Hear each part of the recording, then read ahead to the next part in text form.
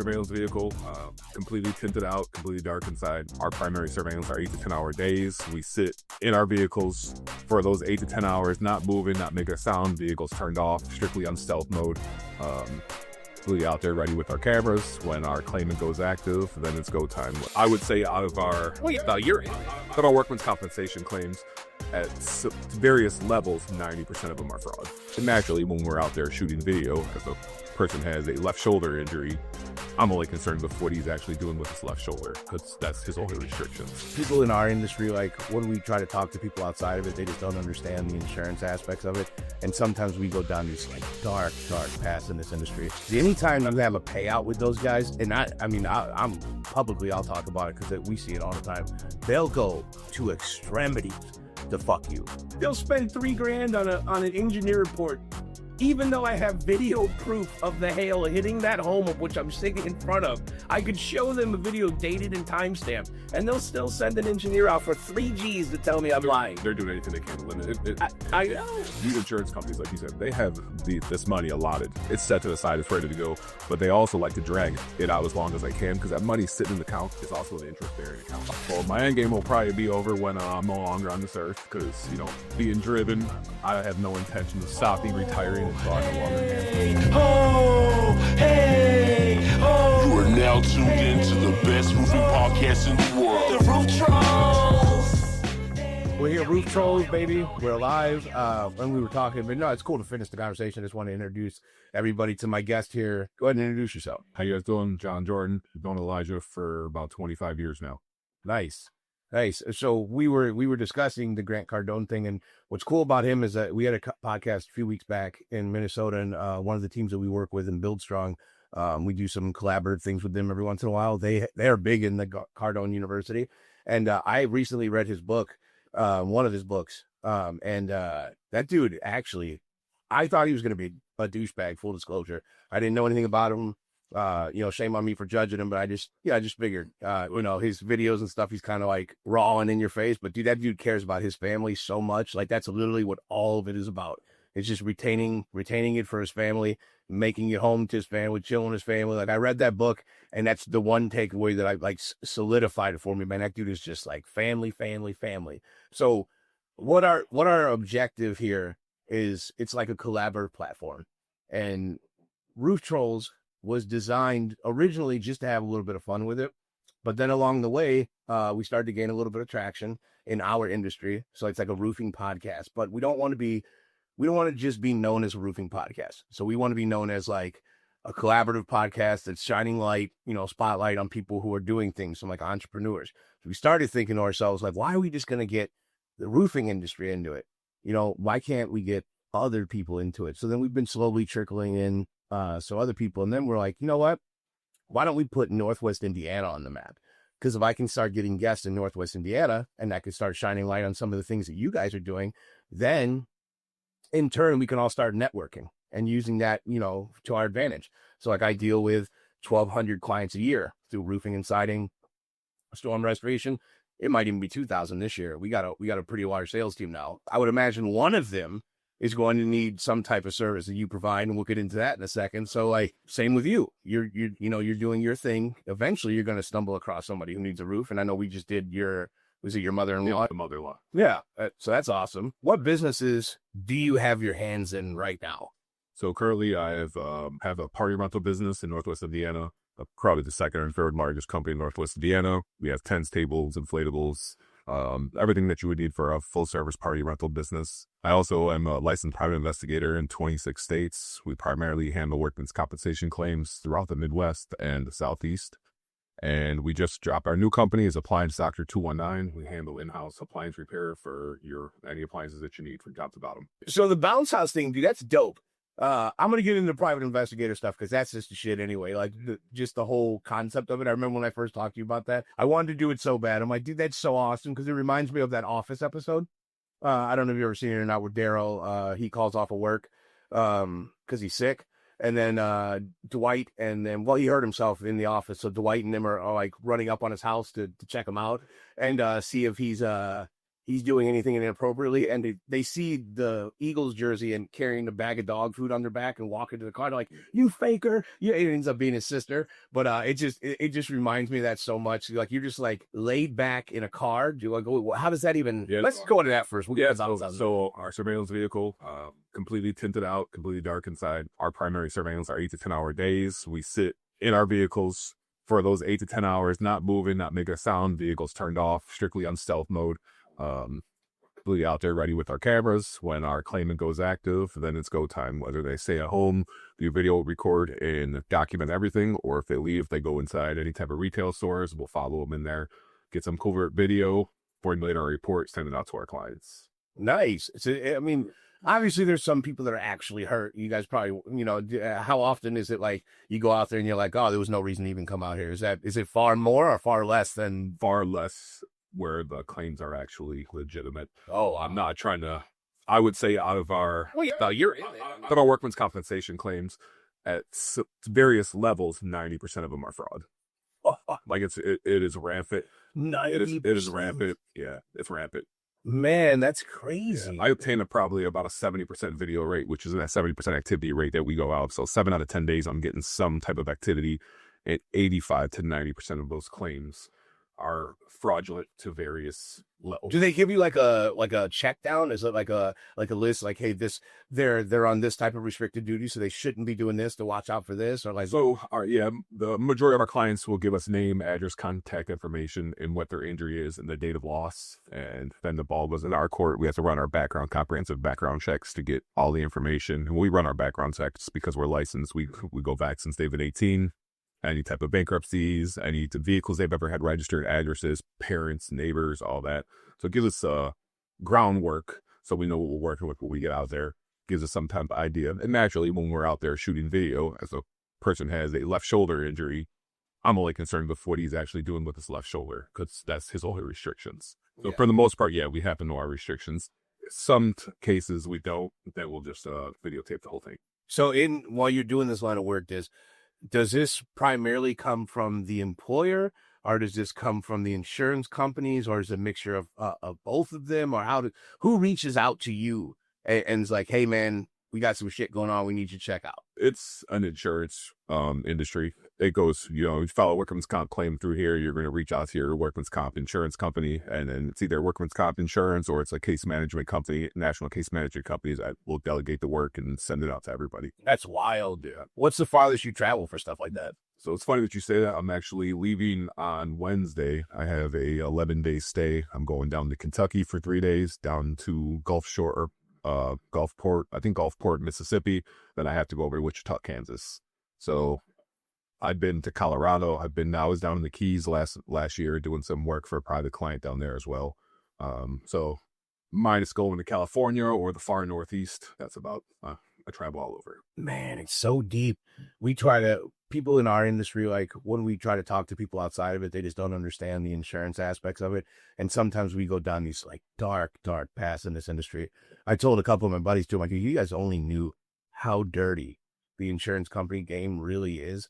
Because anytime I have a payout with those guys, and I'm publicly, I'll talk about it because we see it all the time.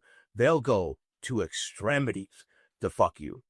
And I'm not saying that it's maybe not necessarily fucking people because, people are trying to get over on them too. Absolutely. But I see them take advantage of people who aren't trying to get over on them. So I can only imagine it's the same way. They're automatically like hiring someone of your caliber to go do that thing. And that's a badass job on your end, but man, shame on those assholes. But then you start thinking about the people who might be taking advantage of them, and I get it too. And according to you, that's a much bigger pot on that end. But man, it's just crazy how hard they make us fight for legitimate damages on homes and stuff, and how hard they make us fight for sicknesses or anything we're doing with our policies with them, or people of the health insurance, all stuff. Like you just got our life insurance when someone passed away, you got to fight tooth and nail to get your money that you put into this. But look how fast they are to make sure they don't got to pay any money. Like, bro, It's ridiculous. They'll spend $3,000 on an engineer report, even though I have video proof of the hail hitting that home of which I'm sitting in front of. I could show them a video dated and timestamped, and they'll still send an engineer out for $3,000 to tell me I'm lying. They're doing anything they can to limit it. I know. And on my side, I used to look at it growing up where we grew up at. I used to look at it when I was initially started doing this. I'm a narc. Telling on people, get them in trouble. Yeah. But then I also grew up a little bit and realized I'm missing my kids' baseball games. Like we talked about family. I'm missing all of those private events. So someone could sit at home on their ass and get paid. Yeah. And I was like, that's absolutely ridiculous. No, 100%. So that's kind of, I turned my vision into, I'm going out here to do what I have to do for my family and go from there.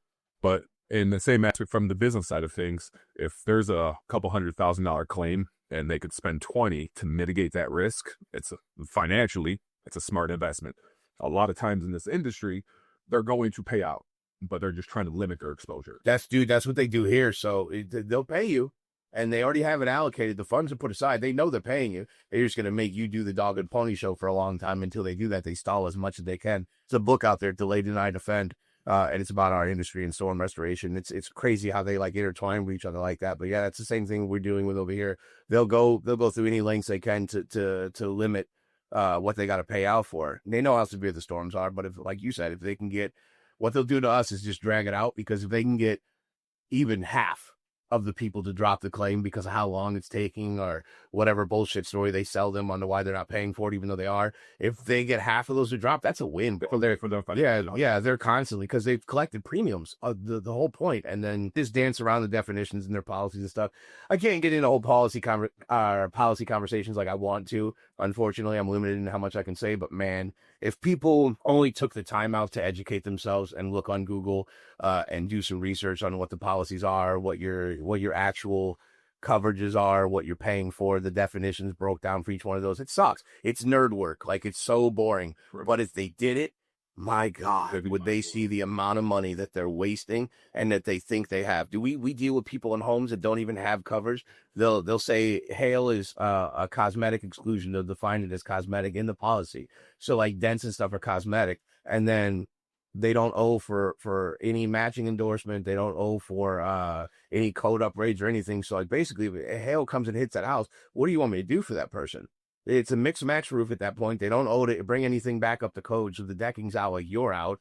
And then cosmetic exclusion, they're defining hail as cosmetic. The state of Indiana doesn't agree with that, but you got to get someone who's willing to go to litigation. And a lot of these homeowners don't have the money to go to litigation. And like you said, then by that time, they're dragging the process out and getting frustrated. Yep. And then once the litigation's off the table, that's it. You know, that's once you can't sue the carrier, they have no reason to do anything for you, because all the risk that they had involved in it is gone. Now they're just going to tell you no, and they don't got to give you a reason. They're just going to say, yeah, okay, you can't do shit now anyway.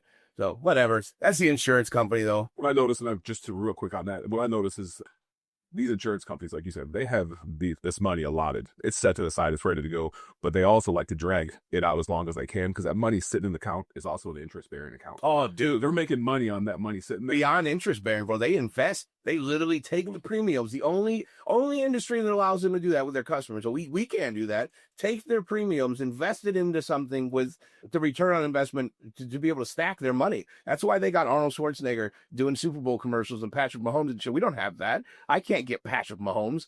You know, I had to jump through hoops lengths to do what I'm doing on the podcast. We wonder why our premiums are through the roof, bro. I love that too. Like, I don't want my premiums to go up. Your premiums already gone up. If you've been living in a house longer than 10 years, you're paying more right now for it. Doesn't matter if you took a claim out or not. Do you see how foolish that looks when you're saying, what you're saying is I'm okay in paying for all my neighbors to have new shit, but I'm not going to fuck with mine. Like, so yeah. I want to be your insurance carrier at that point. You pay me half of what you're paying them, and I'll never replace anything on your house. Sound good? Sounds good to me. Yeah. That's what they're doing. What's crazy is in 10 years from now, it's going to be double. It's going to be through the roof even more. So we continue to go. Oh, yeah. They got percentages now. So I've watched mine. I started off at $700. Never took a claim out or anything. Went to $1,300. Never took a claim out still. And now I'm at $3,700 because my neighborhood is a little bit larger and people have been taking claims out left and right. Well, they did prior to us when we first moved in there in Valpo. No storms right now for Valpo, but yeah, they just taking claims out left and right, and that's how the rates go up. People don't understand that, so they're not going to up your rates. And if you get brand new shit and they up your rates on you, and they do it because you took a claim out, go get somebody else. Right. What's your commitment to them? You got brand new material in your house. You can get cheap for anybody. But if you are in the process with them too, like guys, don't be scared to take a claim out, man. They got money. They're profiting billions, not millions, billions with a B. Money. Like, yeah, you And it's allocated a rate. They know they're going to. well, that's how the rates go up. So they put it. So say we're 46385 is my zip code. So we got money that we're putting into this side of Valpo. And when the storm hits, after that money starts to disappear, they're like, oh, this is a catastrophe zone. Up everybody's rates in there because they know they're gonna have to pay out if they take a claim out. Yeah, that's how it works. It has nothing to do with anything else. And so many adjusters or agents will lie to homeowners and just tell them it's about something else when it's not about that. And they get bonuses too from restricting claims. Like an agent will get a bonus from the carrier for denying a claim or for trying to get someone to come out of it, not denying one, to get them to back out, but we won't even get to that process.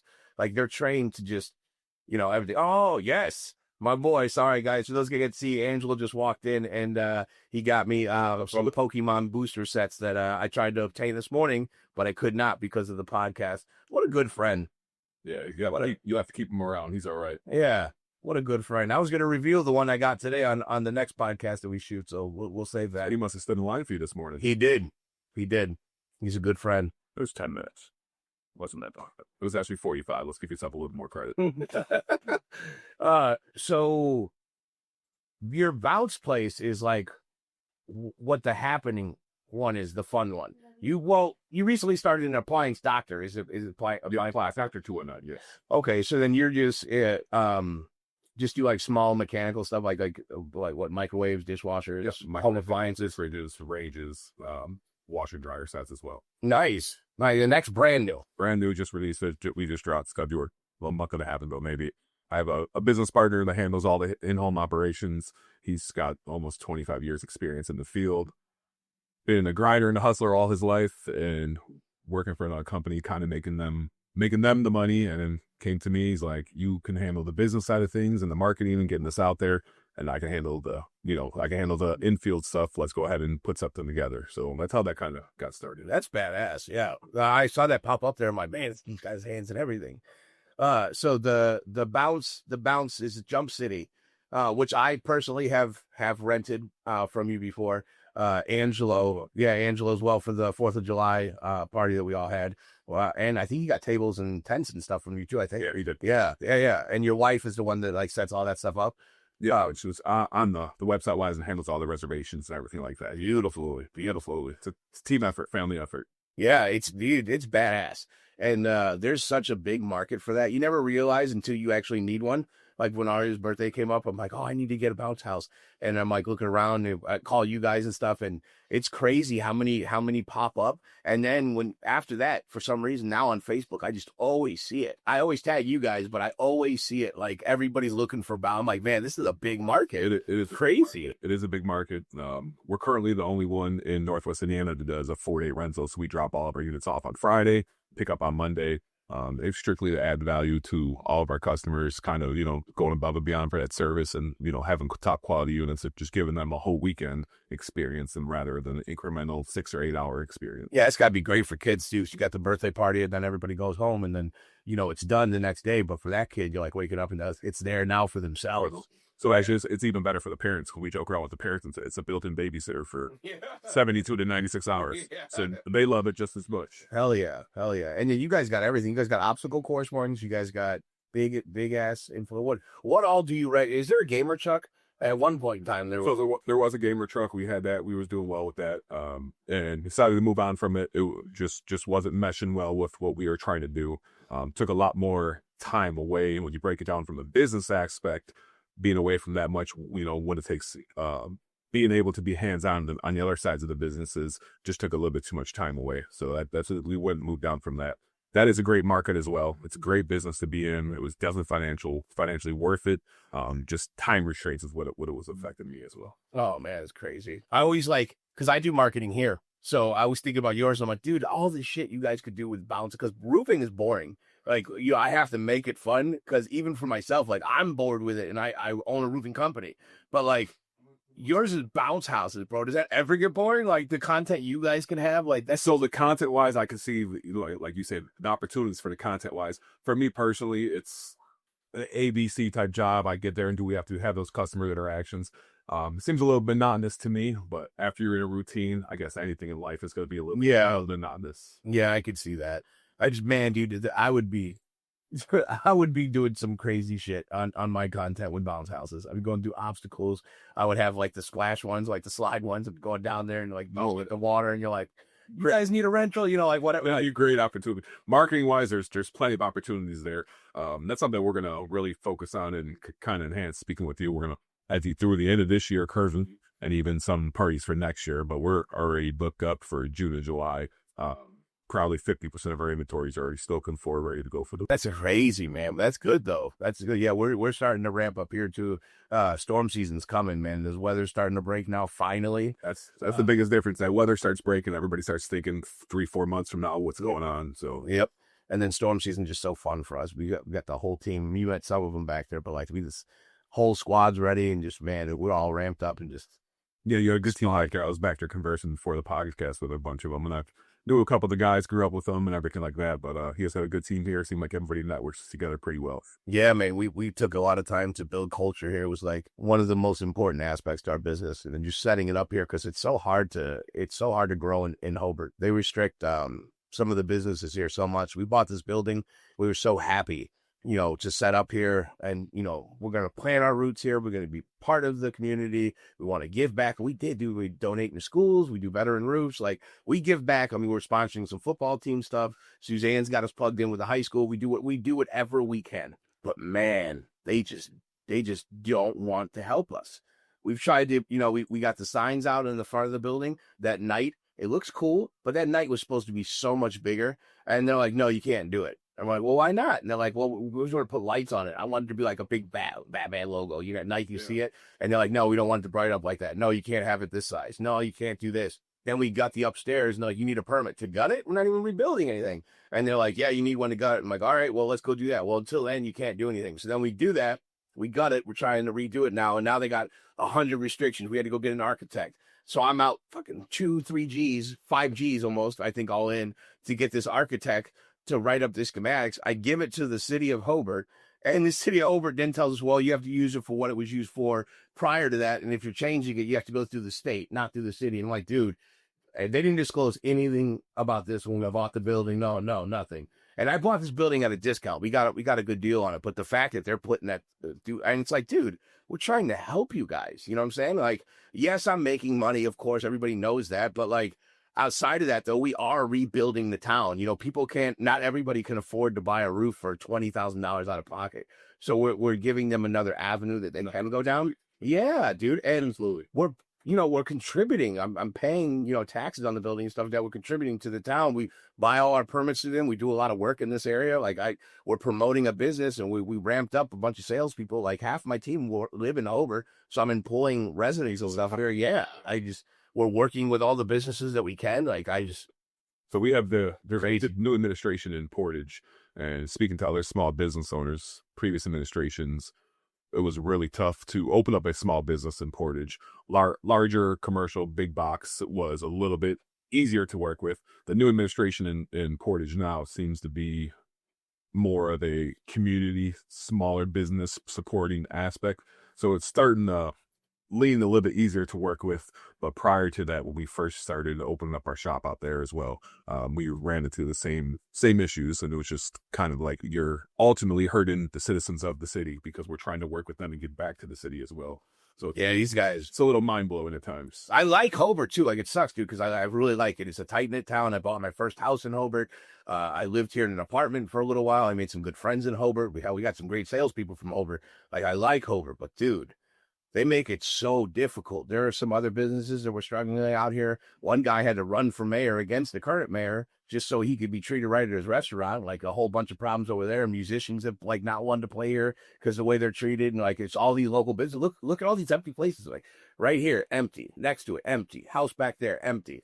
The old building we used to rent on the corner there, it's empty. The only thriving businesses in Hobart right now are bars. And they're wondering. I know a couple bar owners and restaurant owners here in town. They're good people. I'm not shitting on anybody here. They're good people, but the the politics that go on in Hobart, Indiana, man, it makes it really hard for business owners to really plant their feet here. And you not even just thrive, you don't even know what they're willing to give back because you haven't even given the opportunity. They just, if you're not from here, they don't want you here at all.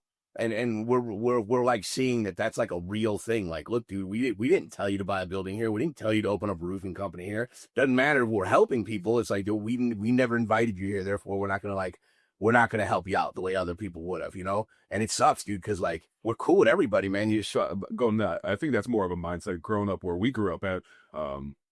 I was always cool with everybody until it was time not to be cool. I was nothing that we were ever trying to be. And going to a business-wise, I would like to help out the community, help out as many people as I possibly can, as long as, you know, it's mutual, we're all working together and everything like that. But for someone to just to be, or a town or a city or a municipality to be so close-minded, it's like, do you really care about your community and what you have going on? Yeah, and we've tried to work with them too. So I tried to get the mayor here on a podcast. He has shrugged it off. And you know, maybe it's the title of the podcast. I don't know, that kind of throws off people at the beginning. So like maybe that was it. But we have an attorney that's one of our business partners here, Jeff Semco Law. If you guys find yourselves in any trouble, hit him up in Cherville. But Jeff Semco's awesome, and he's cool with him. So he reached out to him and kind of like brushed him off too. I got the mayor from Hammond coming, you know, in a couple of weeks to do a podcast with us. He's got his own podcast too. That guy actually seems really fun. But I just don't, you know what?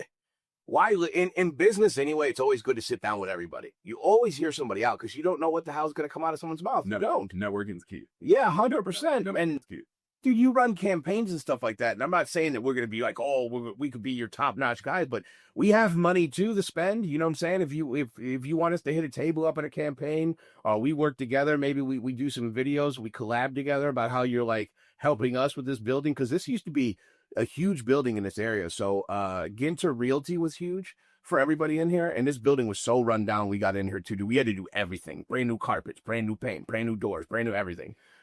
Basement easement downstairs, waterproofed it, cleaned up that, new AC, new furnace, digital outlets. Like we went the whole thing, dude. Yeah, we just went through the whole process, and just to the reception that we got after that. And upstairs used to be a roller rink. Well, they were upstairs. Yeah, upstairs. They would walk up the stairs and a huge roller rink. It's the size of this building upstairs, completely hollowed out shell now, like just open, until they let us remodel it. Lord, hopefully they let us remodel it, because we want to do an event space up there. That was what our game plan was. We're going to put down some nice hardwood flooring. We're going to do like some 80-inch TVs on the 4 in a row with the adapter on it. Like, it's going to look badass. But we figured, hey man, we'll get some traffic in here. We'll do some events upstairs. We'll house a bigger sales team upstairs. Like, it'll just be a place where it'll be nice, you know, a nice office to go to. And then when people come here, all this shit gets crowded, bro. If you come in here on a Tuesday for a sales meeting, there ain't nowhere to walk in here. Like, it's just packed with people. So having the upstairs would really help us. But man, we're just getting such a pushback on it. It really sucks. I just want to kind of air that out a little bit. Yeah, handcuffs you a little bit. It does, dude. It does. And I just don't, if I understood why, then I guess it would be a little bit different. But the fact that they're doing this and there's really no explanation behind it other than they just want to do it, you know, it really bothers us. Like, yeah, it sucks, dude. You're like, I just don't know how it affects them. I was willing to move past the side, but not letting us redo the top of the building is absurd. If we'd have known that prior to buying it, I don't know that we buy it. You know, if we didn't know we got that much pushback, I wouldn't know you would have left this building vacant with no one in here. Which it was sitting there vacant, yeah. And it was already on a discount too, dude. This building was sitting here at $275,000 vacant. That's what I paid for this. That's what we got it for. To like $275, $278 or something like that. That's for the whole building. We got it, and then we put in $200 into it almost. And then for them not to let you do. Yeah, and and that's not even counting the biggest part. Now we've done everything except for up there. We gutted it and everything. Now we're like ready to do it, and they're like, no. You know, the crazier part too is that they told us that it's a fire hazard now, with everything being stripped out of there. And we're like, okay, well then, what's going on then? And they're like, oh no, you didn't get a permit. Now we got to go through all this. And I'm like, all right, so what are you saying that if a fire should break out then? Because you're on record stating that it's a fire hazard. So now you're putting my people at risk too. On top of that, I get that we should have had a permit to gut it. I really did not know that was the process, and shame on me. Fine me for it or whatever. But after that, now what's the solution? We did. What we have to do. We get it now, but like now the solution, like we understand the problem. We tell our sales guys that all the time, like, don't keep bringing the problem to me. We all get the problem. What's the solution? Where are we at now? So now we've been fined. You told us we had to have a permit. We applied for our permit. Now what's the excuse? Like where are we at now? Now, how do we resolve this to where we can just go about our days and handle business? Keep it moving. Yeah, that's a great saying. I used to talk to people when I used to be a district manager, and they would come to me with problems. And I used to tell them, I want to hear all the problems, but I prefer you to come to me with your problems and having a solution backed up for that, so we can. Yeah, at least an idea. And maybe I don't go with your idea. Who knows? But hey, if you got all these problems, you've been sitting here contemplating, and you took the time to build your courage up to come to me and address these problems that you don't seem to think that I'm aware of. Now that I'm telling you, I'm aware of them too. So like, what'd you come up with? Absolutely. Because I got a list in my head of what I came up with. So what do you got for me? And like you said, no matter whether we choose or not to, it shows that you care. There's effort and there's thought behind it. Yeah. Because talent in any aspect, I can deal with lack of talent in certain areas. You're not a great salesman, for instance, in your side, but you're trying to get better. You're trying to improve yourself. I can deal with that more than just like, yeah, I'm gonna go through the motions. So I agree with you 100%. Well, we had a lot of guys. We spent some time cleaning up here. I had some good guys we had to let go because that's what they were doing, man. They were just going with the motions, just not a care in the world, and just not trying to. Following your guys' social media and all the Roof Trollz podcast that you guys are doing a great job. The culture and everything that you're changing and your thought process behind how you guys are growing, taking care of your people. I see nothing but great things ahead for you guys. You guys are doing great things in that aspect. And it costs money too, dude. Like it wasn't that cheap. So this is a commission only business for the most part. Every year I've ever been in has been commission only. We have a salary here. We have a 401k here. We have dental, health, vision. And then, we also provide, company vehicles. We're in the process of getting more of those company vehicles. That's actually the hardest part, bro. Everything really, it's the loans for the vehicles because you have a loan. There's so many other loans going on and so many other areas that you have your money and your name and stuff tied to that and we have 6 owners. So it's like a repetitive battle it's hard to get all 6 of us in the same room together. Let alone all 6 of us got to be on paperwork together and all of our shit's got to be, it's like, man, that's brutal hard. Yeah, it'll be hard. Yeah. The good part though, is anytime we face problems, and we've mentioned this on here several times, like having the 6 owners, people think that makes you less money. They're retarded. 6 owners gives us 6 different perspectives to look at whenever we encounter a problem. And it gives us 6 different minds to pick when we present a solution or we present a system that we want to run, because it's 6 different perspectives. Yep. And most of us come from a sales background. It's very unlikely that we'll have to filter through as much shit at the back end because of how well it's protected in the front end. And then anytime the problem comes up, it's like, all right, man, I might come into it really aggressive. That's just my style. Or where somebody else might come in really soft-spoken. That's like more Jeff style, or with logic, like Angela style and stuff like that. You want to step back and like, we get to see it all, yeah. And then it's like, all right, well, I could see the benefit of this. I see the benefit of this. And then we collab together. And what's really cool about what we have going on right now is that all of us have different philosophies to get to where we want to go. But the end of the road is straight. It's for everybody. Like we all know like what we want. Yeah. That's the biggest thing. Yeah. So once I feel like the ship, it'll be a little rocky on the sail, but like once you have a destination and you're all committed to that destination, man, this could be so crazy. Having the new with appliance doctor, I do have a partner. My other company is strictly me and my wife as well. Don't get me wrong. I'm married. So, I'm actually just an employee. She's the real boss. She's a real boss. Always. But I wouldn't have it any other way. But having other people say, oh, why have a partner? You're losing part profits. And it's not like that. If, like you said, if you have another person that's in there, that's invested as much as you and put in as much work as you, has the same care, you're not going to have a full staff that's going to care the same way. You try to breed that culture. You try to build them up to where everybody cares about personal integrity and what you do, but that's just not the case. Well, Gary Vee hit it on the head. He's one of the people that really spits that out. And people say whatever the fuck you want to about Gary Vee too, by the way. I hear all the time, Gary Vee, that's all fake. Okay, but at the end of the day, though, he's got a $200 million company and you don't. So I'm going to go ahead and listen to him. Yeah.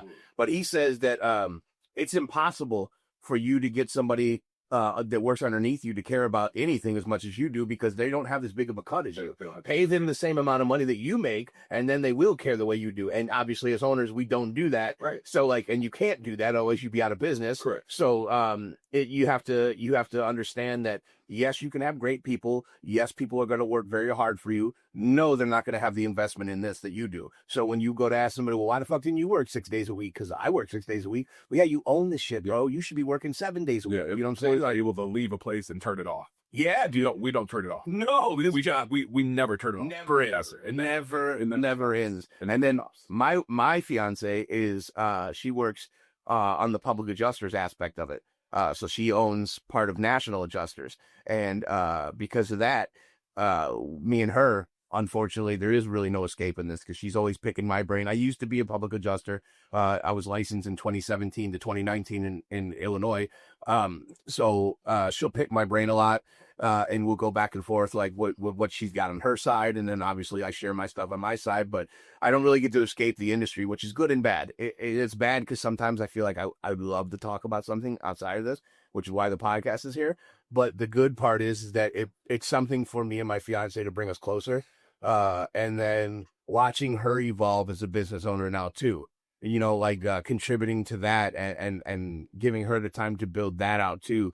So like now we have those two businesses, and it's in the same industry, but we're not stepping on each other's toes in the same building together all the time. So that part's nice. It's cool, you know, like just seeing, because that's how it should be, bro. If you have a queen, then the queen should be part of it, you know, if not the face of it, but she should at least be part of the whole thing. Like for me, it's everything. I don't have anything without her. She does literally everything for me.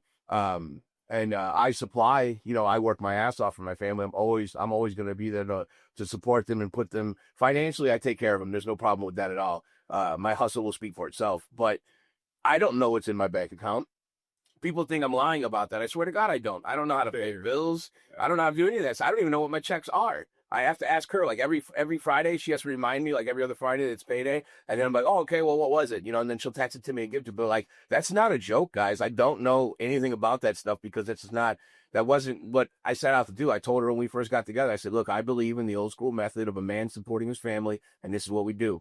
When my daughter hit 7 years old, Amanda hadn't worked for 7 years. So when Aria turned 7, she was like, hey, I need some type of communication with the outside world. Like I could never do it either, but she's like, I can't just sit at home with a 7-year-old. Now she's at school and she's like, what am I going to do, Elijah? She's like, I'm sitting here and I'm going stir crazy. Like I can't do this. So it's like, all right. She's like, I need to like do something. So luckily we had to hook up into this and she got into that industry and she was able to own a portion of that building, that company. So now she's in there, you know, we tied in a little bit with our finances to get her in there as an owner. So, that's cool. And now she's like evolving and it's just badass dude. Cause now she gives the interaction she wants. Yeah. And then I get to come home. We have some common ground to talk about and stuff. In a way, it's brought us a little bit closer, but it does bring some stress on some shit too, though. Cause you know, I definitely could relate to that. She deals with the insurance on a far greater scale than I do. Like that's all she does. Like those guys, man. After you just go back and forth. Often having the same issues or you guys share the same sentiment. Yeah, but hers is even deeper. So like the PA side, the public adjuster side, they actually have to do everything to them. So they got to file the claim. They got to schedule the adjustment with the adjuster. They got to meet the adjuster out there on the property. They do the investigation. They got to do the adjuster that you do. Like they got everything. Yeah, if we were to use them as our public adjuster, then yeah, I would essentially, my guys would, so I don't do it anymore, but my guys would basically meet with a customer. If the customer wanted to file a claim, they'd work with them, introduce them to the public adjuster. Public adjuster would help them in getting everything started, getting the insurance out there, and then they do their adjustment, back and forth estimates. Once they have an approval at an appropriate profit margin, then we would go in there, we would just build it. Yeah, but they handle all that because in the state of Indiana, you can't be a public adjuster and a contractor. In the state of Illinois, you can be. Yeah. So yeah, but Illinois got some restrictive laws too. So they have it capped off now. So like out here, you do 30% public adjuster's fee. So if somebody bails on a PA contract in Indiana, they could get hit with 30% of their money gone out of that check, the first initial check. Right. But in Illinois, they have a 10% cap on it, which protects the homeowner, but fucks the contractors, in my opinion, or anybody. Right. Yeah, 10%. So you give me 40 G's for my house and then I take $4,000, I give it to you, and then I get to keep $36,000. And then I can get roof and siding for 20, you know, somebody I know. So then I get to pocket 16,000 going right in the pocket. Who's not doing that deal? Yep. And what's sad is like the state of Illinois knows it's going on, and they still just allow it to happen because it's their way to stick it. to the public adjusters. Well, I think anybody would agree that the state of Indiana is a shit show. Illinois. Or Illinois. Well, both. Yeah, Illinois. Both. Yeah. How do we not have legal weed right now? Sorry, I don't care. I'm pro weed. It is what it is. How the hell do we not have it right now? Everybody does. Michigan, Minnesota, Illinois. Like, what do we do? And the tax dollars speak for themselves. I think Illinois just passed $4 billion of sales in the last few years, like combined. Oh, Dude, pro weed as well. I don't understand the reason behind it. Alcohol is 100% worse. Take it or leave it. But in the grand scheme of things, it makes no sense. I like a good drink too every once in a while. I'm down with an old fashioned, but it doesn't make sense. And then they just gave us drinking, like we're now legally allowed to drink on Sunday. Yeah, but then they started at 12 right when the kickoffs. They're like, oh yeah, go ahead and get your beer now. You assholes. And the last ones to do it, they'll be the last ones to do weed too. It'll be everybody else. They will absolutely be one of the last ones to do weed. Absolutely, no questions asked. Worst governor. I'll give you. Indiana's the worst governor. Yeah, it's rough. It's rough. I agree. It's tough, man. I agree. I vote Republican for the most part, full disclosure, but I voted Democrat for the governor here because it's just you recognize evil. You know what I'm saying? I think a lot of things in life, and no matter how you look, come back down to common sense. A lot of things come down to common sense, and it's just like I vote Republican as well, and it's just strictly from a common sense aspect from people. Yeah, I don't have a color. Don't say I'm red. Can we not? I don't. Yeah, I'll go blue too if it makes sense. Yes, and that's it. Yeah. There's nothing. I mean, I grew up Democrat, voted Democrat, and then it started turning. You're like, yeah, this just doesn't. You started making money. Yeah. Sorry, but when you're a business owner and you start, you start actually getting into it, and then you realize what they're doing to business owners, it's stuff. What are you trying to do? Yeah, just okay. Yeah, it's crazy, the taxes and stuff. But man, what's the future look like for you as we wrap this up? But like, where are you going with all this? I remember back in the day you talked about a compound. I don't know if that's still a thing, or like where do you see all of this? Where does this take you? Like, what's the end game? Yeah, so my end game will probably be over when I'm no longer on this earth because, being driven, I have no intention of stopping, retiring until I no longer can. We are looking for a compound, 20 or 30 acres. My kids, I have 3 great kids, 21, 17, and 15. They're all doing great things. I want to provide them an opportunity to move onto the compound. Financially speaking, I rent out a warehouse. That takes money. I need warehouses for my businesses. So we want to buy some acres, give the kids an opportunity to build on the compound if I choose to. And I'm going to, rather than paying someone else's mortgage or rent wise for my warehouse, I'm going to have my warehouse on site and be able to run my businesses directly on our own compound. So that's kind of my short-term end goal. That's what I've been working at for the last few years. And then once I have that, my wife always asks me, will you calm down and take it easy? And I'm just not built like that, Don't know too much about opening up anymore, having 3 businesses and doing the real estate thing on the side as well. Managing time is a little bit tricky at times to try to, make stuff work. Yeah, so I was going to chase real estate too. That was one of our things too. But now I have a goal in my mind too. I finally toned it down. So I'm going to die on the West Coast. I know that for sure. I've already told him I will not die in the Midwest. That's just, I know that I'm young right now, but still I just can't. These winters suck, man. They're down some hill. So I want a property in Orlando and I want a property in Anaheim. And the reason I want those is because I want to do the whole Airbnb thing. I love Disney. I don't care. They got a bad image. I get it, dude. I love Disney. Grew up on it. It's my jam. I think that there's a nasty market in there if it's done right. And I'm talking about making those houses look like Disney threw up inside of them. But the amount of money that people rent for those properties out there in those areas to be by the parks is absurd. And there's just such a surge there that even if I overpay for one of those buildings, they make your money back in the grand scheme. So, but on top of that, I cut it off in the wintertime, and then I go and live there during the winter's time because Chicago's the best city in the world in the summer. It is the worst city in the world in the winter. So it's beautiful, but I can't. For runs a year. Yes, I'm up there. We're locked in miserable weather. Sucks. Yeah, I'm the same way. We've been actually talking about our next property is going to be in the Clearwater Beach, Tampa area. I used to live there. So I lived in Largo, right outside of Clearwater. Oh, I lived in Tampa. My uncle lives right on the beach, on the intercoastal. He's big in the insurance game down there, so he's got some coin. And Actually, currently looking now, the housing market down there is tanking in Florida. Like, it's not like it is here. Yeah, even in Orlando, the place we stayed at had it had an in-ground pool in the back and had a little enclosure. There was like a screen enclosure, and it was just like a little.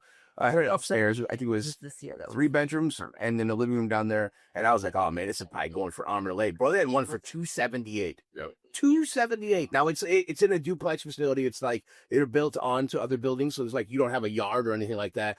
But dude, Man, I don't either. yeah, 5 G's a week to rent that out. Like, okay, let's go all day long. You make your money back in 5 years. Let's go. You can look at my Zillow and all my homes.com, all my apps right now, and you'll see it loaded with Florida properties because I'm close to pulling the trigger. Soon as I get done with this rehab, Thank you so much. I do think I'm going to go purchase one down there, or I'm going to go into Michigan City because I do think their Michigan cities in the next 10 years is going to completely change. They are building that up, but they got some large. As you look at it from a financial aspect, it's smart. It's on the water. Like, they have the casino there, they have the mall there. It's going to change. Yeah, Property bank is enough. Properties that I could have bought 2-3 years ago for 80 or 90,000 are now 160. not only that, but you could also list on your amenities. So I saw one for the people that are on the beach. I saw one that said legal weed within 10 to 15 miles. And it may not mean this with everybody else, but like literally, New Buffalo's great. You're right there. Great marketing. Yeah, we just got a letter yesterday. It said cannabis. It was like cannabis roller coaster or something like that. And it was a list of all the places that were in driving distance with us. I'm like, damn, dude, I can't even believe that they sent them off in the mailers. They probably lie to everybody. Like when they get, somebody sends it in, they're like, oh, sorry, you must have reached outside of our radius. They know that. I mean, you see the billboards in 8094. Yeah, it's crazy. The billboards, you're 20 minutes away. Yeah. 20 minutes away, $10 ounces. Like, wouldn't get like good for them. They just want to get you in the door, but good. Oh yeah, no, it's great marketing, dude. It's great marketing. It's a way to stick it in like Indiana. Like, oh, there you go. Yeah, we're taking your customers. So, brother. I love that guy. Love that guy. Like, what do you got? Yeah, no, absolutely. I'm the same way. The minute Indiana does, I have money set aside. And I know I'm not a big, I know it's going to get bought up by all the permits. Angelo just kissed John. If you're listening, by the way, just walked up to him and gave him a kiss on his. We are 100% that close, guys. So yeah, real quick to touch on that. The minute Indiana goes to where we're able to, I have money set aside. I'm going to, because from a financial aspect, that's dude. Everybody should gonna jump on that win. I saw the one spot that they had on the map too. It was New Buffalo. Yeah, it was in New Buffalo, and then the dispensary's right here, and then there's Culver's and McDonald's. I'm like, bro, they gotta be licking their chops. Oh, that McDonald's person's probably like just, oh yeah, like that dude with the meme next to the tree. 100%. I just flew down to Florida last week for some business and going. They had mobile cars there, dude. I didn't even know that they had flour there, and like literally inside the place. And I know some of it is I got a really funny story I'll share with you after the podcast with one of our buddies here, but I didn't know that like they had that in there. So you got to watch out because some of it's fake. But I know they were doing test runs. They were called there, and I like looked it up as the lady was like explaining to us. They actually were allowing them to set up in parking lots out of like vans or trucks and mobile, and you can actually go in there. And it was only like 2 strains, but they'd give you them. They're like, oh, you can get whatever one you want. So then they'd sell it to you, but it was like a test run.